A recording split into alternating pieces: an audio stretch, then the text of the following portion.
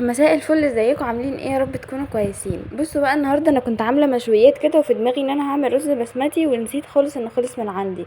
فقلت بقى ان انا هخترع كده حاجه بالرز العادي، وبجد هي طلعت زيه واحسن بكتير كمان، من غير بقى عقد وتفاصيل كتير، لدرجه ان انا حاسه ان انا ممكن اعتمده اصلا بدل الرز البسمتي بعد كده، الا في حاجات قليله قوي. خلينا ندخل كده في الموضوع على طول. اول حاجه خالص، في حله هنحط معلقه سمنه وشويه من الزيت، وبعد كده اول ما يسخنوا هننزل عليهم ببصله مفرومه. اهم حاجه ان البصله تبقى يعني مثلا مبشوره متقطعه صغير قوي، يعني الفكره ان هي ما تبانش في الرز. انا كنت بشراها بس بالبشر الضيق، والحته الاخيره دي قطعتها قطع صغيره. فده مهم قوي ان هي ما تبقاش باينه، يعني ما نقطعهاش قطع كبيره زي العادي. وبعد كده هننزل عليهم بقى، هننزل عليه يعني هننزل البصل على السمنه، انتوا فاهمين صح؟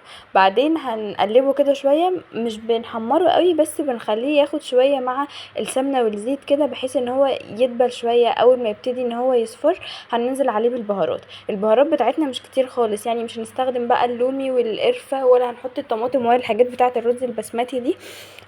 الاساسي معانا هو اللي هنحط شويه من الملح، وكمان هنحط فلفل اسود رشه بسيطه، وهنحط كمان من السبع بهارات معلقه صغيره، وهنحط نص معلقه صغيره من الكركم عشان تدينا اللون الاصفر بتاعنا. لو انتوا عندكم كاري ممكن تحطوا، انا ما حطيتش بس هو كان هيدي نكهه حلوه قوي. وهنحط اهم حاجه بقى معانا، وهي بهارات الكبسه. بهارات الكبسه دي هي اللي هتدينا الطعم الاساسي فيه. هنحط برضو معلقه كده متوسطه من بهارات الكبسه.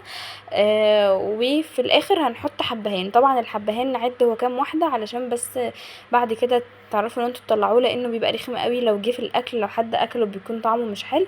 وبعد كده هنقلب بقى البهارات دي مع الرز كده كويس، مش كتير يعني، اقل من دقيقة، بحيث ان هو بس ياخد اقصد مع البصل.